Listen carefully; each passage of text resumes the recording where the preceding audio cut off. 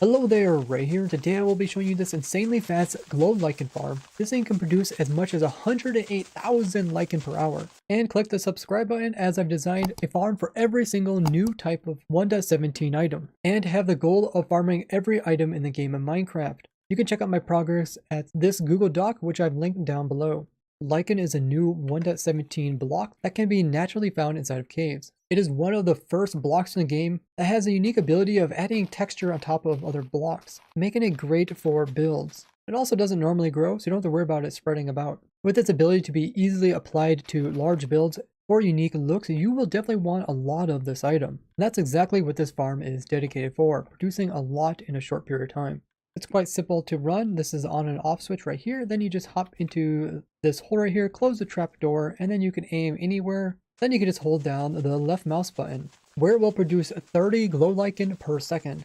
You can also AFK this by holding down left mouse, then holding down F3 and tapping T, and then releasing all the buttons when this comes up. And then this will automatically hold down the last button that you had down on your mouse, which is your left one. So now I have no hands on my keyboard or mouse, and it's automatically produced in lichen. You can also press Tab Alt to switch over to a different window. And this way you can AFK to produce all the lichen you ever need. Now to stop it, just press left again, and to get out of here, you're going to have to break this one and then click the trapdoor, so left and right, and then you can exit it and turn it off. If you're curious on how I design up all these crazy farms, I do all my designing live on my Twitch stream, and I stream every Wednesday, Friday, Saturday, and Sunday. All those streams are also saved afterwards, and you can watch them anytime to see how any of my things were invented. This farm is only possible because of a new change made in the current snapshot. And that is when you break a lichen block, it won't just drop one lichen, but instead will drop one for each side that it occupies. So I have an example here to illustrate it. So before, if you would break this block here, it would normally drop one lichen item. But now they made it so that it will drop one item for every side that the lichen occupies. So since this occupies 4 sides and a bottom, it's going to drop a total of 5 of them. So let's go ahead and hop in there. You can see it picked up 5. Normal vines can also encase several sides of a single block. And if we go ahead and mine these up, you will see we only get 1 vine. So this only applies to the glow lichen. And for us to obtain glow lichen as an item, we do need to use shears in survival. This means it does use up some durability. Having unbreaking makes the shears last longer, and having efficiency can make it so that it's instant mine. So if I go ahead and just click, you see it immediately breaks. You can also instant mine it with the axe, but even with silk touch, it's not going to provide the item. So for the fastest speeds, you'll want to have efficiency 5 shears. You can also have a haste beacon, but it doesn't really help as it's already instant mine. The entire build is pretty simple, so I'll show you guys how you can quickly build this up and explain how the different parts make it work. So first off, we're going to start with a 6x6 platform, and we're going to place in the chests just like so. These are the chests that's going to store all of the lichen that come off the farm. So if you want more storage, you can add it down below, or you can add in a dropper system that goes into shulker box loaders. Because the farm can produce so much lichen, we need to put in a total of 12 chests to keep up with all the items that it produces. So this is the shape which it's going to form. Next up, we're going to place cakes in these locations. You can also use honey blocks, whichever you think is cheaper. Then we place in a trapdoor like this and a wall. All the items that come off the farm are going to end up on a single block area, and it's our job to spread these items out among 12 hoppers. Hopper minecarts are the fastest at picking up items, but they're unable to actually push items into containers despite them having a funnel just like a normal hopper inside of them. Because of this reason, we do need those hoppers on the ground to pull items out of them. At most, we can have 4 hoppers pulling out a single hopper minecart. If we do F3 plus B, you can see how big the hopper minecart is. And we want it to be touching these 4 hoppers here. But it doesn't need to be completely over the center of each of them. Instead, we just have the hopper minecart hanging over the corner of this hopper right here. It's also partly hanging over top of this hopper as well as this one.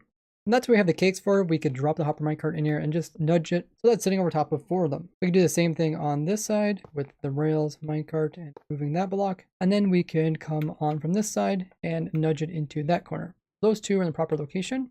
So we've done 8 of the 12. So we just need to put in 1 more right here. We'll put a block on top of this, a rail, hopper minecart, and we'll drop it down. And then we'll just nudge it towards the wall a little bit. We try to get between the wall and the trapdoor here. So with some slow nudges, we can slowly get it in there. Perfect. Now this one we want to be on top of these 4 hoppers, 1, 2, 3, 4. We just need to make sure that it's sitting up against this cake here. Now there's this trick that I showed you guys in the past where depending on which way you place in hopper minecarts, they will either not push each other, or if you put them this direction, they will push each other. And because of this, you can see they're actually nudging each other to stay in their corners. If they aren't, just push them over there and then they should stay. So now we have 3 inputs going into 12. What we want to have is 1 input going into 12. So what we'll do is we'll put 1 hopper minecart kind of right here over top of all of them. So we'll place some blocks like this. We'll place in a grindstone right there. And then we'll place in a hopper minecart on top of this, drop it down. And what we want to do is just nudge it a little bit towards the grindstone and towards that wall. So it sits in just like so. And from here, it will be able to have all of its items picked up by the other 3 hopper minecarts, which will then put them into the 12 hoppers. So you can even test this if you put in a whole bunch of blocks right here. You should see how fast they get pulled out very quickly. And you should also see them all ending up in of these chests all the way around the entire thing. That means everything is working properly and everything is getting to the correct location.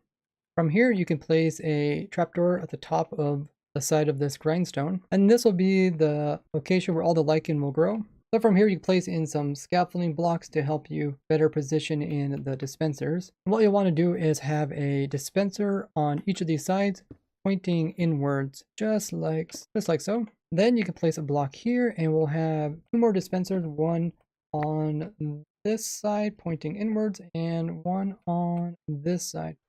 Then we'll place in a trapdoor right here. Now to wire this up, we'll go out 1 and then over 4 blocks, then down 1, and then lower we'll have some slabs. Then we'll go back up and connect this up to this block here. And then we just place down redstone all along this entire path. We place an observer right there, as well as right there, and that's going to create a clock. Now we'll place in blocks like so, and we'll have a sticky piston facing downwards, and then we can have a on and off switch on this. We'll just put it right here. And powering down, we'll grab it, pulling up, we'll turn it back off again. So that's all the redstone. The next thing we have to hook up is the hoppers, which provide bone meal to each of these. So you have to put the hoppers in a special way, otherwise you're not going to be able to fit them all in. So for this dispenser that is being pointed to by this one, we have 2 hoppers pointing inwards and 2 on top. And we do the same thing for this opposite side. Both of them go into this one. For this dispenser here, we have 1 on both sides. Same for this one. And then for the other 2 dispensers, we have just like that and 1 there. And also 1 down there on top, as well as 1 straight down. So it will end up looking like this. Now the reason why we have 2 hoppers going into each dispenser is that the dispenser can use 2 bone meal in the time it takes for 1 hopper to provide it 1 bone meal. And because of this, if you only use 1 hopper, it's eventually going to run out of bone meal. So by having 2, it will always keep up with it. Now we just place our chest full of bone meal, or you can hook this up directly to some other source where you have bone meal. So with the chest in place, it looks like this. So next up, we need to put in lichen for this dispenser to bone meal, as well as this one. These 2 dispensers could be thought of as like a seeding device, as their job is to bone meal this lichen, which will then cause it to spread. And then one of the places it can spread is here. And then for this side, it will spread right there. And that's because in order for dispensers to use their bone meal to grow the lichen, there has to be 1 lichen block in front of it. But then from there, it can spread to any adjacent side. So this one will also bone meal this one, producing 1 here. And then it will bone meal this side, producing on this adjacent side. But that doesn't affect the farm, because once those locations are already filled in, then every time it bone meals, it's always going to look for the 1 empty spot, which will always be right here. So with this new lichen here in the center, these dispensers, all 4 of them, can now bone meal this lichen block, and that will allow it to spread onto additional sides. And with 4 dispensers, it can produce it on all 4 sides, plus the initial 2 sides, which is a total of 6. So every time the player breaks it, it can place in all 6 of them after 4 game ticks, or 1/5 of a second. So that's why there are so many dispensers all with bone meal. Place in all 6 sides almost instantly. Now the entire system is being powered by this observer clock. When you move one down into another one, it's going to create some fast pulses going back and forth. And even though it doesn't really appear that the redstone's turning off, it actually is, and this is what powers the system so quickly. It's actually being powered from both sides. This power here is also going to this side, and this power on this side is also going to that side. The only downside to having such a simple clock is that when the dispensers are powered, they're going to randomly choose where to put in the lichen. And not all the dispensers go off at the exact same time because the game has to do stuff in order. And because of this, we can have the occasion where this dispenser tries to bone meal the lichen here, but the lichen hasn't grown yet because this dispenser hasn't bone mealed its one, and therefore it hasn't placed it over here, and therefore this one, when it bone meals, won't cause any growth. And I can illustrate that just by powering this entire system one time. So if we go ahead and look in the center here, you can see that this side didn't have any lichen placed on it, nor did this side. And this is due to the update order which dispensers get chosen to be powered. But it is possible to give the correct update order so that all 6 lichen are placed in instantly in the correct order.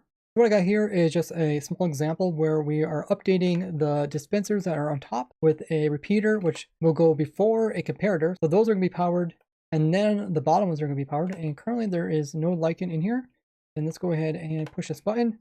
And you'll see that with a single pulse, we were able to get all 6 sides. And this is consistent, so you can get all 6 every single time. And you can see, once again, all 6 sides. So if you want 100% consistency, that is an option. I just went with a simpler clock because it was a lot easier to design, as well as build for your survival world.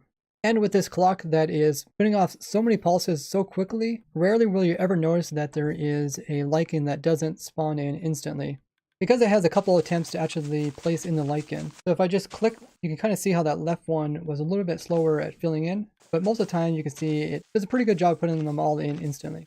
Let's go ahead and give the farm a try, make sure we built everything correctly, hop in here, and then we just hold down left click. You can see items are coming off of it, but they're being picked up by the hopper minecart underneath. Everything's working great, and you've just made yourself an insanely fast low lichen farm. If you don't think that you need this fast of a lichen farm, I've also designed this very simple one right here. Or if you want to make this infinitely automatic, meaning that your shears will never break, by having mending on them and attaching this to a XP source like Pigman Portal Farm, in the same kind of setup that I did with this lichen farm, you can constantly break in the block while having your shears being repaired. But in order to pull that off, the player does have to be within view of the aggro pigman, meaning that you'll have to have this trapdoor open and the pigman will have to be able to see you through one of these cracks along the edges. But if you choose just to use a single unbreaking shears, it will get you almost 90 stacks of lichen before you'll have to repair it. So it really depends on how long you want to run the farm. If you'd like to check out more simple farms for your survival world, I have an entire playlist which I'll link below. And while you're down there, leave a like on the video as well as share the video.